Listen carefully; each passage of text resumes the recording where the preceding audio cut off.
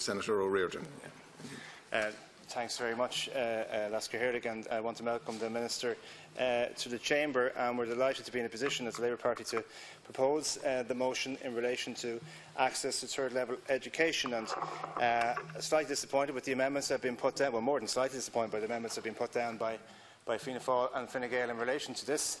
They seem to be clinging in whatever way they can to the idea of student loans as a means of financing an individual's access to third-level education. But be that as it may, I think it's the responsibility of myself and my party to lay out our vision for education in this country. I'm somebody who went to university in the 90s. I myself personally benefited from the free fees scheme, as it was then called. I paid full fees in the year of 1994, half fees in 1995, and no fees whatever in 1997. In fact, when I left college and when Labour left government in 1997, the registration fee was about £150. By the time the Labour Party came back into government in 2011, that had risen to €2,000. A registration fee, not a tuition fee, but at the same time, for an ordinary working family, the subtlety of differences between calling something a registration fee or a tuition fee is irrelevant. Now, commitments were obviously made before the last general election by my own party, and they weren't lived up to. And that is of huge regret to myself. But either you stand by your belief system in free education, or you let it lie and let that commitment dog you forever.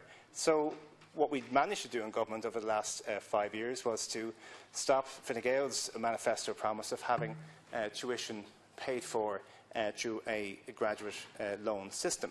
And this system, as proposed, and it's still within the Council's report, there are a number of different options. One of them is a publicly funded option, and that's the one that we want to propose. A student loan system, as being advocated for in various different quarters, has been proven to be absolutely devastating in wherever it has been introduced, particularly in Britain, where it has saddled ordinary middle-income families and hard-working families with debt.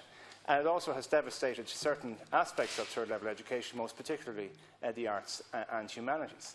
So I would strongly make the point that we have to have a different view and vision of education. It costs about €16,000 to send a student to second level. It costs the state about €16,000 a year for a child to go to second-level education. Nobody would ever suggest that that individual student who attends school at second level should, by some reason or manner of reasons, pay that back over a period of time. In fact, there's no statutory obligation for anybody to be in school beyond the age of 16. So would we, on any level ever, say to a 17 or 18-year-old, you don't have any statutory obligation to be in school, this has cost the state €16,000, you should therefore pay back over a period of time? You wouldn't say that, because we believe fundamentally in the ethos and in the aspiration of free education at second level, and we should. And also, often this argument is made about what about multimillionaires' kids and all the rest of it.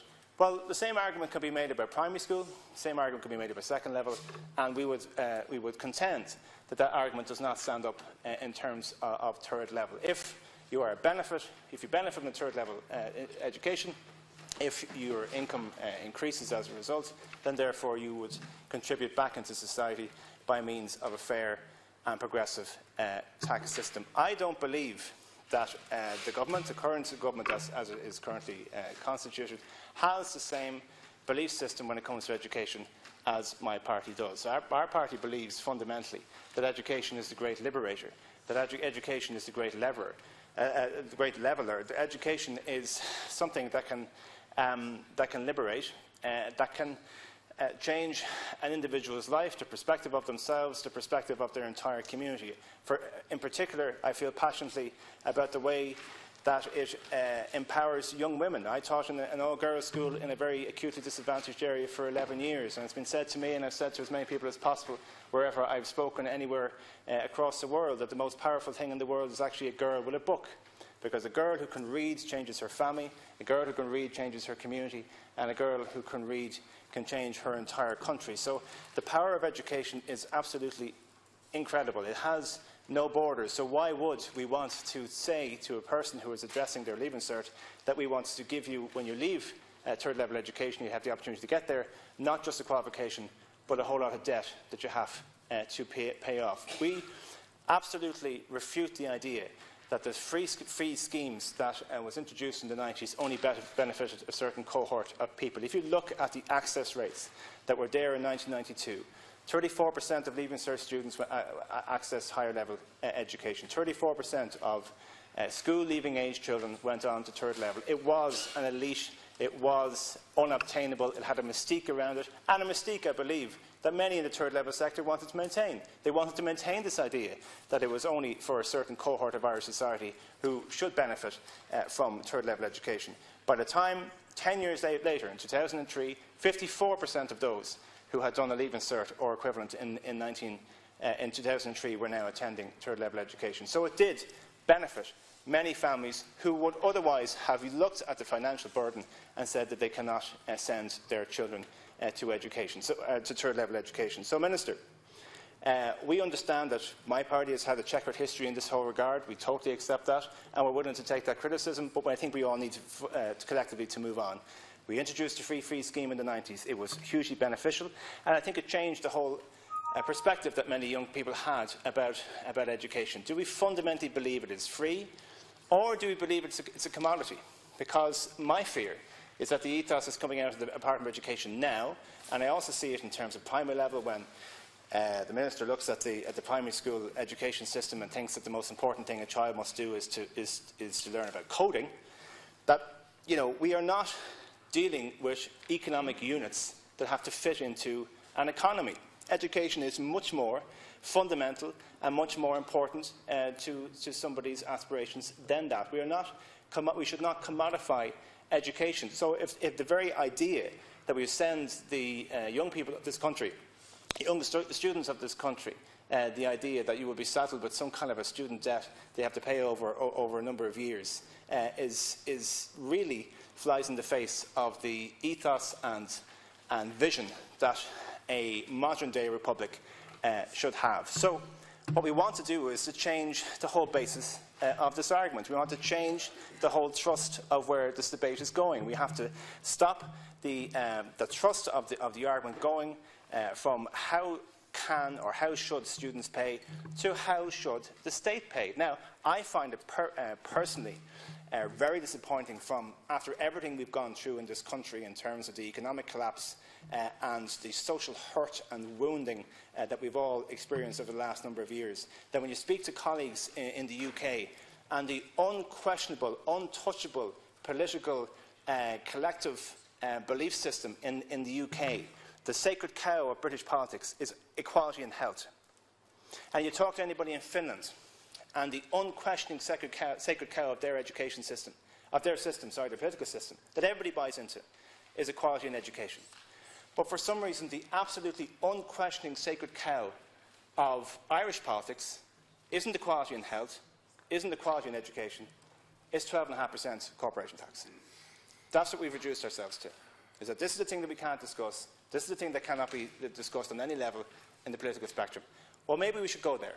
Maybe we should begin to ask these corporations who benefit from highly trained, highly skilled, highly educated young people to contribute. Now, there is a national training fund, as you are well aware, Minister. It is paid for through employers' PRSI.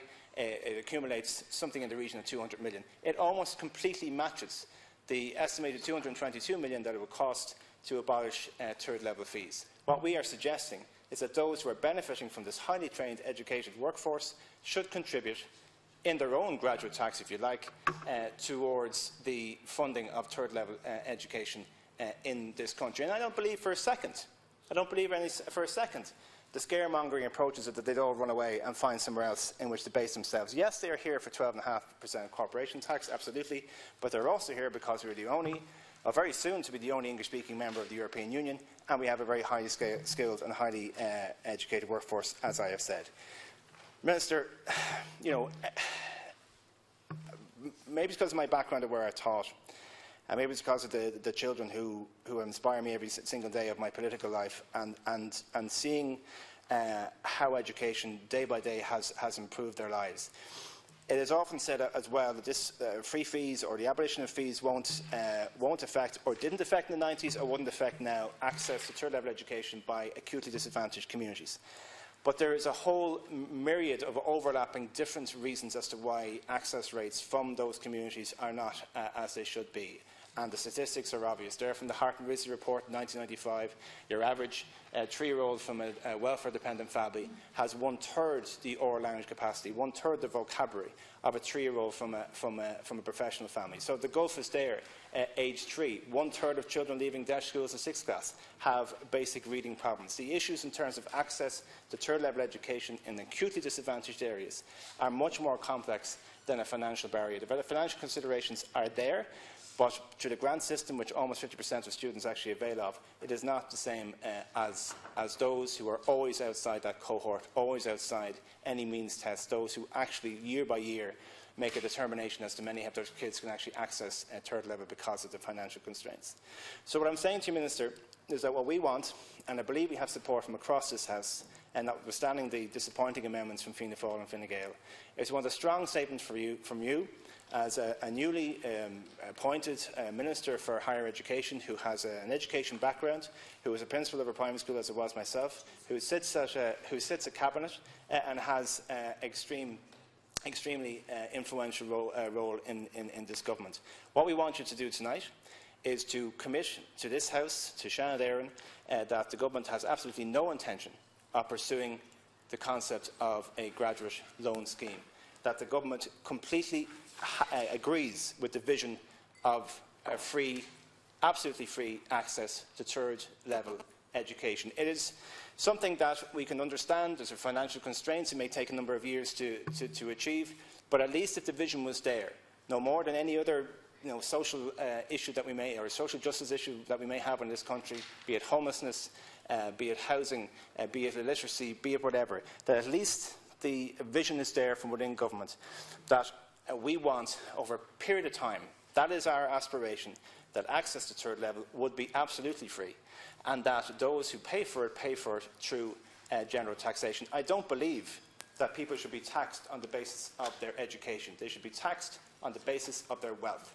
And if you are in support of a graduate tax or in support of a student loan scheme, which, as I said, have been absolutely disastrous whenever they've been introduced, you are effectively taxing somebody on the basis of their education, not on the basis of their wealth, of their real income. And I think anybody wants to live in a society with highly educated individuals, nurses, doctors, teachers, God help us, even politicians, who benefit this stage every day of their working lives. They shouldn't be saddled with debt, Minister. Education is not a commodity, it's not a privilege, it's a right.